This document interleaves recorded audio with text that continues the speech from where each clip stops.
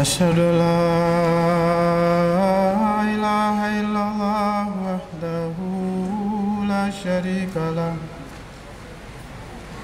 وأشهد أن محمدًا عبده ورسوله أما بعد فأعوذ بالله من الشيطان الرجيم بسم الله الرحمن الرحيم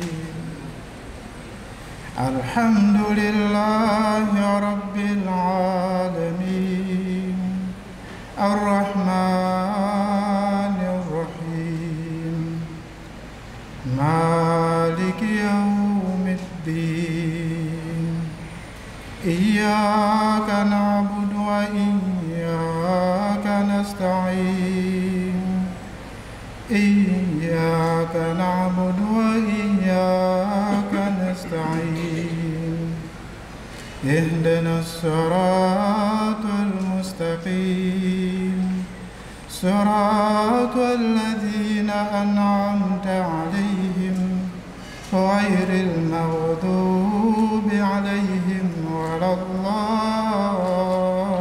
الضالين يسألونك عن الخمر والميسر قل فيهما إثم كبير ومنافع للناس وإثمهما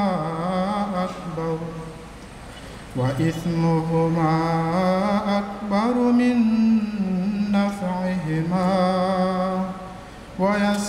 ويسألونك ماذا ينفقون قل العفو كذلك يبين الله لكم الآيات لعلكم تتفكرون يا أيها الذين آمنوا إنما الخمر والميسر والأنصاب والأزلام رجس من عمل الشيطان فاجتنبوه لعلكم تفلحون إنما يريد الشيطان أن يوقع بينكم العداوة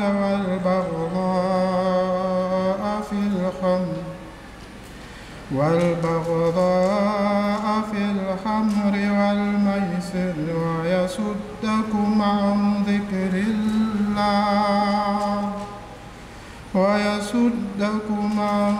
ذكر الله وعن الصلاة فهل أنتم منتهون ولا تقربوا الزنا إنه كان فاحشة وساء سبيلا. Mheshimiwa Amiri na Mbashiri Mkuu pamoja na manaibu wanaokusaidia kazi na viongozi wote, mashehe na walimu na wahudhuriaji wa jalsa salana hii ya 54, assalamu alaikum wa rahmatullahi wa barakatuh. Mada niliyopewa mbele yenu kama ilivyosomwa na Naib Amiri Sahib Maulana Sheikh Abid Mahmud Bat Sahib, makatazo ya ulevi, kamari na uasherati katika Islamu na madhara yake ya uvunjifu wa amani. Ndugu zangu, kamari imekuwa ni ugonjwa ulio mkubwa katika jamii ya sasa ambayo sisi tunaishi kwa pamoja, ambao tunaona vijana wakubwa kwa watoto wakijihusisha na mchezo hii ya kubahatisha, ambayo kwa hakika inaleta hasara kubwa sana ya kiimani, hasara kubwa ya kimwili, hasara kubwa ya kimaadili, kwa sababu yanayozunguka katika mchezo huu wa kamari yote yanasababisha uasi wa Mwenyezi Mungu. Khalifa mtukufu wa pili radhiallahu anhu alifafanua kwa uchache, ama nimechukua machache kutoka katika maelezo yake kuhusu kamari. Anasema almaisir hurejea kwenye kamari au michezo ya kubahatisha, na michezo hiyo anaichambua kwamba tafsiri yake ni kuwa almaisir ni mchezo wa hatari, linatokana na neno yasir, yani alikuwa mtulivu na mtifu, baadaye anageuka upande wa pili. Anasema yasir na inamaanisha mwanamke aliyetolewa kwa urahisi, na sisi tunaona katika mazingira tofauti tunamoishi hali hii. Katika maeneo ya wanaocheza kamari, mambo haya yanapatikana kwa urahisi mno. Kwa hivyo maana ya msingi hasa ya neno ni kupata kitu kwa urahisi, na hivyo kumdhulumu mwingine kwa njia ya makubaliano ya pande zote mbili. Lakini yule ambaye ameanzisha mchezo ule ana siri nyingi ameziweka ndani ya mchezo ule, ambayo lengo na makusudi yake ni kumdhulumu mchezaji wa kamari ile. Neno hili Uzuru amelichambua katika vitabu mbalimbali. Nitaeleza viwili tu, kwamba Lisanul Arab na Mufradat ameeleza maneno haya. La kwanza akisema mchezo wowote wa hatari au mchezo wa kubahatisha. Mbili, mchezo wa hatari unaochezwa na Waarabu kwa mishale isiyo na ncha. Yaani hiki ni kifupi chake cha maelezo ambayo Uzuru radhiallahu anhu alitueleza kutufahamisha vijana, watu wanaopenda kumfuata mtume wetu mtukufu Muhammad sallallahu alaihi wasallam, kama vile ambavyo Qur'an tukufu inatuagiza ikisema, in kuntum tuhibbuna Allaha fattabi'uni, ikiwa mnampenda Mwenyezi Mungu basi nifuateni mimi. Njia hasa ya kumfuata mtume wetu mtukufu Muhammad sallallahu alaihi wasallam ni kujiepusha na makatazo ambayo Mwenyezi Mungu ameyaeleza kwa wasaa mkubwa na kwa kina ndani ya Qur'an tukufu. Ndugu zangu, kwani kamari inapoteza imani ya mtu, inapopelekea wizi majumbani na madukani, na hasa watoto wanaochipukia kwenye kamari wamekuwa wahanga wakubwa wa matukio haya ya kuiba majumbani mwao na majumbani mwa marafiki zao, na wakiacha athari ya hasara nyingi katika familia hizo ambazo zinachukuliwa vitu vyao. Katika utafiti mbalimbali inaonyesha watoto wanachukua simu za wazazi wao, wanachukua fedha za wazazi wao, wanachukua vitu mbalimbali vya thamani, wakiwa hawajui thamani halisi ya hivyo vitu. Wanaenda tu kuviuza ama kuweka kama rehani ili wacheze kamari wapate zaidi, wakiwa na imani watashinda na watavirejesha, na matokeo yake wanakuja kuanguka katika mahangaiko ya kwamba tunarudishaje. Kuna mtafiti mmoja anaitwa Rod Beacons amezungumzia hili kwa upana sana kuhusu kuharibika kwa nchi. Yaani moja ya vitu ambavyo vinaharibu nchi ameeleza kwamba ni kamari.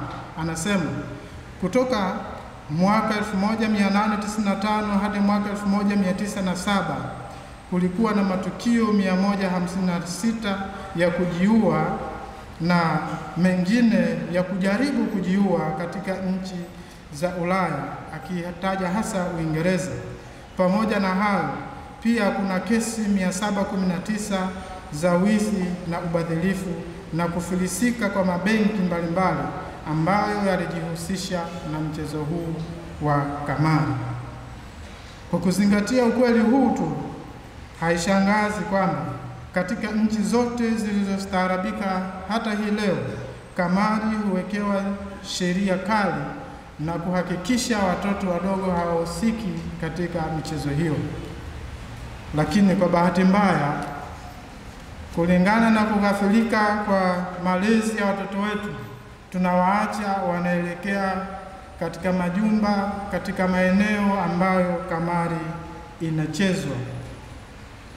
Mtafiti mmoja wa saikolojia anaeleza kwamba kamari ni miongoni mwa matishio ya afya ya akili pia, kwamba inampelekea mtu kuwaza vitu ama kuwa na msongo wa mawazo na kutokuwa na imani na Mwenyezi Mungu kwa wakati ule, na matokeo yake yanakuwa yale ambayo tumeeleza mwanzo, kwamba anayo hatari ya kujiua.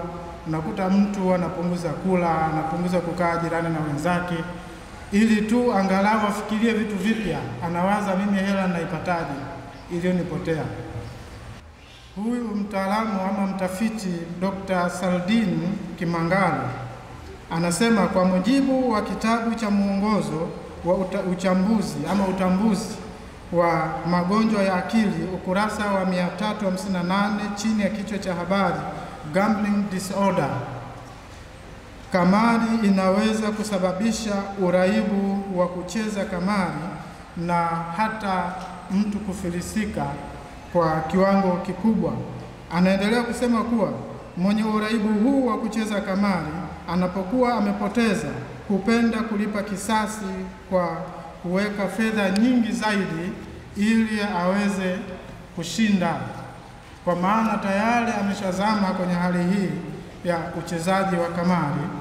Anasema kwamba tabia hiyo ikidumu kwa muda mrefu, mhusika kupata hali zifuatazo: 1, huzuni; 2, hasira zisizo na sababu; kukosa utulivu, kukosa umakini kwenye kazi zake za kawaida za kila siku, na anapoudhiwa kwa jambo dogo ambalo ni la kawaida, hukasirika kwa kupita kiasi, kukosa usingizi na hata hamu ya kula, vyote vinapotea.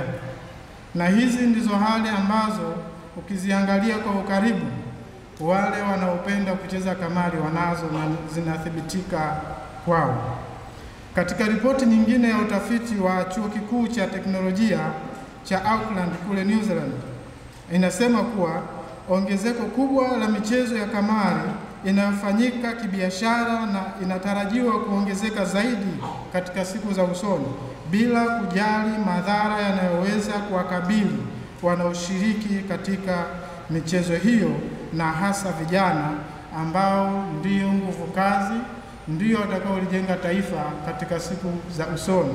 Na hasara kubwa zaidi inakuja kwa watoto wadogo ambao ni wanafunzi, ambao wazazi wanawatarajia kwamba watoto wakimaliza watashika katika zile nafasi ambazo wao wakaliongoza taifa kwa uzuri.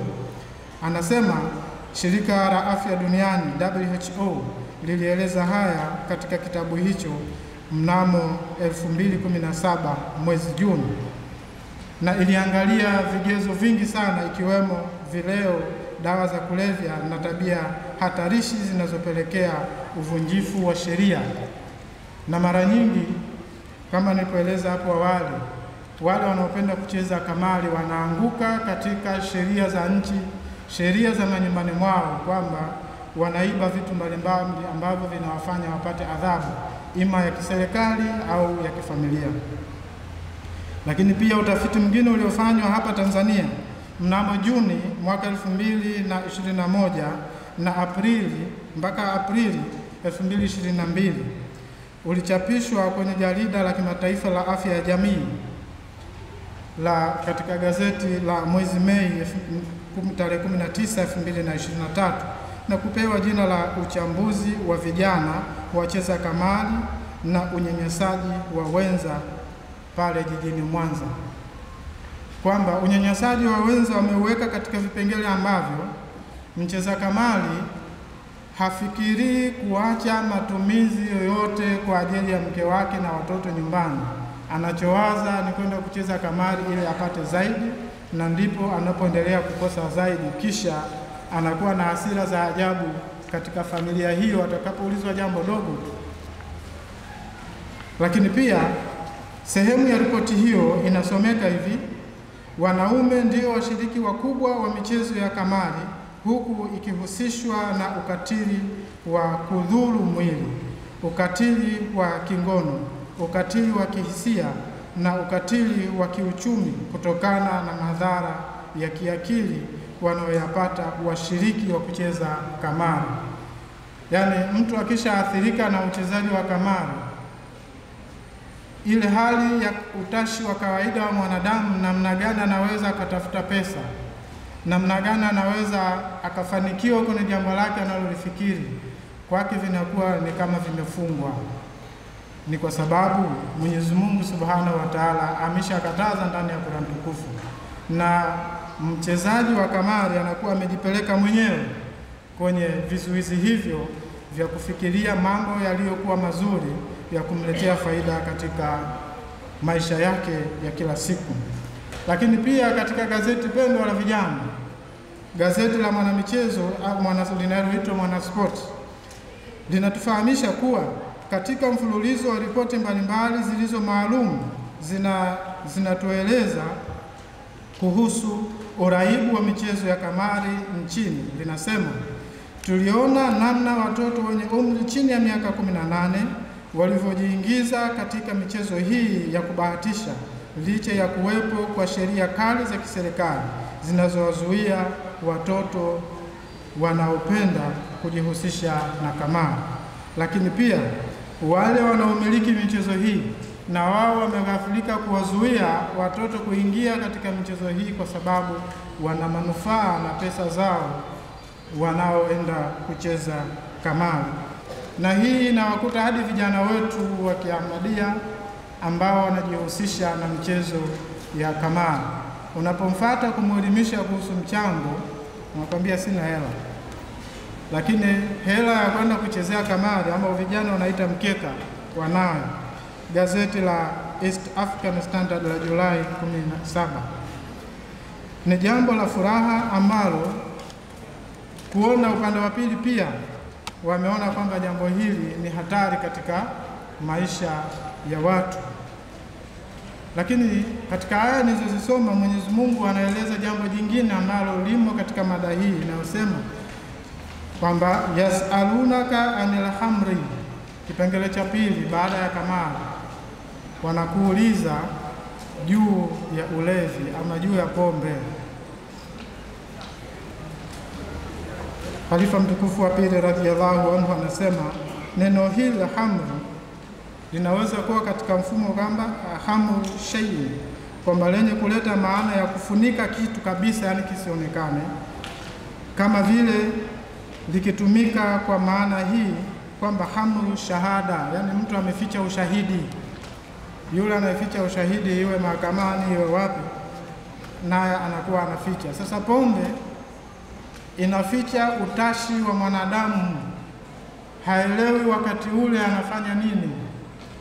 Ataongea vitu ambavyo viko nje ya kanuni ya Mwenyezi Mungu, viko nje ya kanuni za nchi, lakini atakuwa ni mtu mwenye kutukana, atakuwa ni mtu mwenye kudharau kila aliye mbele yake. Lakini neno ithmun maana yake dhambi au uchafu, ni maana yake ya mambo yanayomzuia mtu kwenye kutenda wema.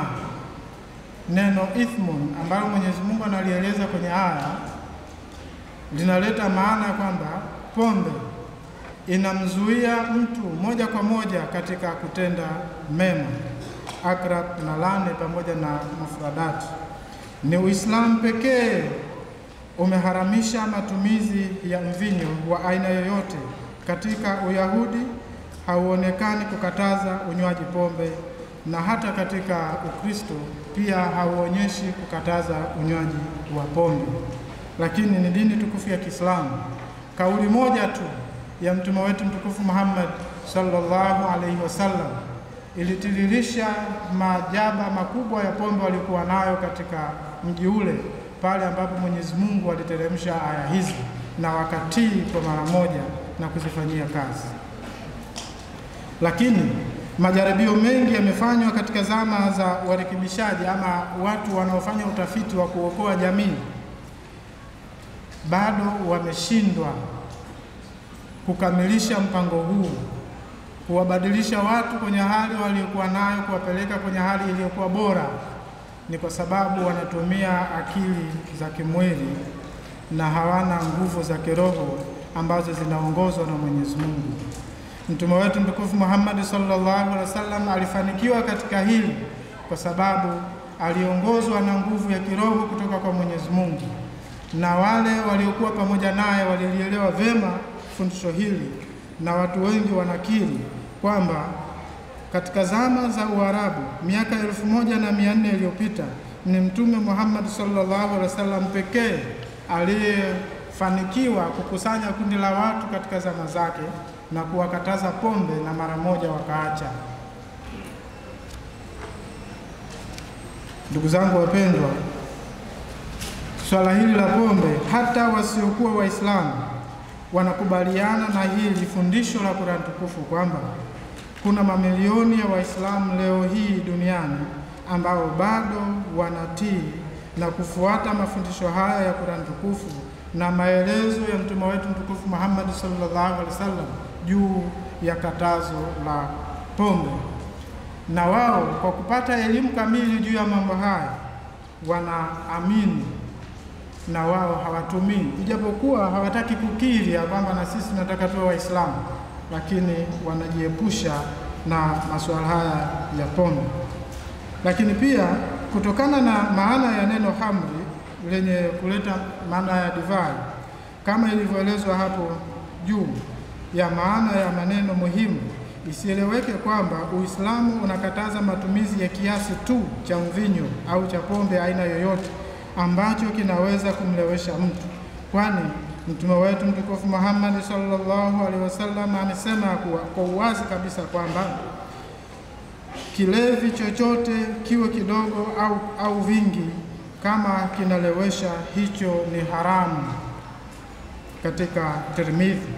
Lakini pia Hadhrat Aisha radhiallahu anha anasimulia kwamba Mtume Muhammad sallallahu alaihi wasallam alisema kila kinywaji kinacholewesha ni haramu, sahihi Bukhari. Pia Hadhrat Abu Musa Ash'ari radhiallahu anhu anasimulia kwamba safari moja Mtume Muhammad sallallahu alaihi wasallam alimtuma kwenda Yemen, na nikamuuliza baadhi ya maswali kuhusiana na maswala yanayoendelea kule juu ya kilevi cha aina fulani ambacho kilikuwa kinatengenezwa kule. Mtume mtukufu Muhammad sallallahu alaihi wasallam akauliza, ni kipi hicho? Anasema, nikajibu albit na almizri, na nikasema albit ni aina fulani ya pombe inayotengenezwa kupitia asali, na almizri ni aina ya pombe inayotengenezwa toka kwenye shairi au ngano. Hapo Mtume Muhammad sallallahu alaihi wasallam akasema aina zote za vilevi vimekatazwa, sahihi Bukhari, hadithi ya 4343. Katika hadithi pia nyingine Mtume sallallahu alaihi wasallam anasema, jiepusheni na kila kilevyacho. Hii ilitokana na baadhi ya maswali mengi, kwamba hapa imeelezwa masuala ya asali inayotoka na pombe inayotengenezwa kupitia asali, inayotengenezwa kupitia ngano. Ili kufunga mlango wa maswali mengi, Mtume sallallahu alaihi wasallam akasema, ijitanibu kulla muskrin, jiepusheni na kila kilevyacho. Haijalishi umetengenezea ndizi, haijalishi umetengenezea asali ambayo hata ndani ya Qur'ani imetajwa kwamba ni chakula kitakatifu, lakini ikishageuzwa maana yake tayari inakuwa ni haramu. Hatimaye neno kuhusu dhambi au uharamu wa divai na kamari, kama ilivyotajwa katika aya na maelezo yaliyo chini ya aya hizi, inaonekana wazi kuwa uhatari wa vitu hivyo ni mkubwa katika jamii tunazoishi, kwa sababu wanaokunywa pombe hawaishi kugombana, yeye na waliomzunguka wote. Wale ambao tunasema tumeishi uswahilini, tunafahamu vyema mambo ya namna hii. Endapo mtu mmoja ambaye tabia yake ni mlevi akisha kunywa pombe, nyinyi wengine wote hamuishi kwa amani na utulivu katika mazingira hayo. Ingawa Uislamu ulikuwa wa kwanza kukataza matumizi na kuharamisha utumiaji wa vileo vya aina yoyote na michezo ya kubahatisha, yaani kamari, ulimwengu wa sasa unaonekana kuafiki juu ya jambo hili na kukemea maovu haya mawili ambayo yanaathiri sana si tu kimwili bali pia hali ya kimaadili na hali ya kiroho ya kumfikia Mwenyezi Mungu. Hapa chini kwa uchache nitaeleza jambo moja ya kwamba ulevi ni aina ya jambo baya sana ambalo Huzuru radhiallahu anhu Khalifatul Masih wa pili alieleza kwamba ulevi ni aina ya jambo baya sana ambalo linahusika katika kusababisha magonjwa, na katika magonjwa yote hayo walevi huwa ni wagonjwa wabaya sana. Yaani hata namna ya kuwatibu watu walevi madaktari huwa wanapata shida mno, kwa sababu ya mazingira ya miili yao yalivyo yanasababisha baadhi ya dawa kuto kufanya kazi ipasavyo. Katika magonjwa ya mlipuko pia vifo vya wanywaji huwa ni vikubwa, kwa sababu pombe imeshashambulia miili yao na kuacha ikiwa dhaifu. Kwa hiyo ikitokea dharura ya ugonjwa labda wa kipindupindu ama ugonjwa wa aina nyingine yoyote, basi watu hawa huathirika kwa haraka zaidi. Kuna madhara mabaya mengine. Jambo la pili nitaeleza kwamba kuna madhara mabaya ya ulevi yanaonekana kwa uwazi zaidi katika vizazi vya walevi ambao mara nyingi wanapata watoto wakiwa na mapungufu mengi kwenye miili yao, ambayo ni nadra sana kuyapata kwa watu ambao hawatumii pombe. Na huu ni utafiti pia uliofanywa katika Jewish Encyclopedia, wanaeleza mambo haya kwa uwazi sana. Kuna ushuhuda wa watu wengi sana ulimwenguni, au watafiti wanasema kuna ushuhuda wa watu wengi sana ulimwenguni, wote hueleza kuhusu uhusiano wa karibu kati ya unywaji wa pombe kupita kiasi na ukiukwaji wa sheria ya maadili na sheria za nchi anakoishi mnywaji wa pombe. Haya ni matokeo ya moja kwa moja yanayotokea baada ya ulevi wa juu na hasa kiakili na maadili. Lakini pia imesimuliwa na Hadhrat Aisha radhiallahu anhu, anaeleza kwamba zilipoteremka hizi aya za Suratul Baqara zikikataza masuala ya pombe na riba, anasema Mtume sallallahu alaihi wasallam alikwenda msikitini na kuzisoma mbele ya masahaba, kisha akapiga marufuku biashara ya pombe.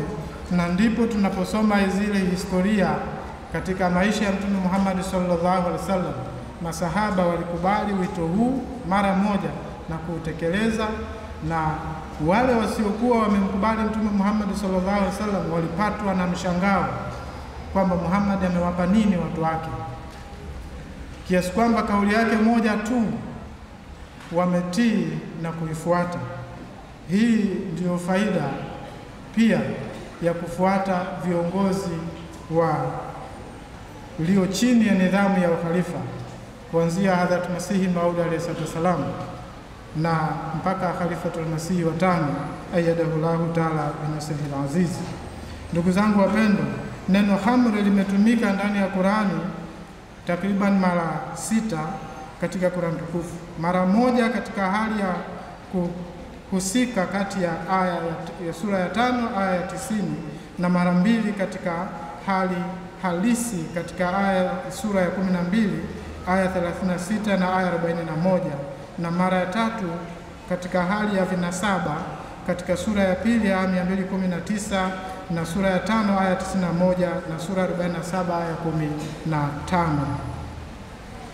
Kuhusu pombe na kamari, kama nilivyoeleza hapo awali, vimekatazwa toka miaka 1400 iliyopita na dini tukufu ya Kiislamu ilipoharamisha pombe, na Waislamu hadi hii leo na mataifa yasiyokuwa Waislamu wanashuhudia hili. Wapo watu wengi kama sisi tuliokusanyika hapa tukiwa hatutumii vinywaji vya pombe. Kama kuna baadhi, basi wanatakiwa kufahamu ya kwamba kwa kumkubali Masihi na Imam Mahdi alayhi salatu wasalam, wanatakiwa kufanyia kazi masharti yote ya baiati aliyoyaeleza, ikiwemo kujiepusha na haramu zote zilizo ndani ya Qur'ani tukufu. Hazrat Masihi Maud alayhi salatu wasalam anasema kwa wazi kwamba pombe ni uovu unaoharibu akili na kuua maelfu ya watu kila mwaka na kupata adhabu moja kali huko akhira. Review of Religion, Januari 1902. Lakini pia kuna utafiti mmoja uliofanywa na chuo kikuu cha Oxford, Uingereza, linaeleza ya kwamba hakuna kiasi chochote salama cha pombe kwa mnywaji. Hakuna kiasi chochote salama kwa mnywaji. Ndugu zangu, baada ya pombe tulizungumza kuhusu zinaa. Nitajaribu kwenda haraka, nilishatumia muda. Mwenyezi Mungu anasema wala takarabu zina innahu kana fahishatan wa saa sabila. Zinaa pia ni ugonjwa mwingine hatari sana ambao vijana ndio wamekuwa waathirika namba moja, si nchini kwetu tu, karibu dunia nzima wameanguka kwenye hali hii.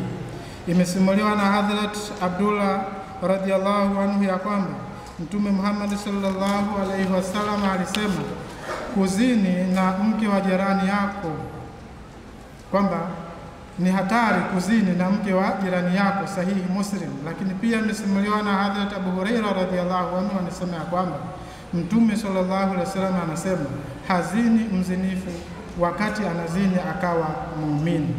Yani yoyote afikirie mara mbili mara tatu kwamba wakati anatekeleza jambo hili la zinaa, basi ajue ya kwamba wakati ule anafanya yeye si Muislamu. Lakini pia hakuna dhambi kubwa inayokaribisha hasara nyingi na mambo mengi yanayotokea katika jambo hili kuliko zinaa.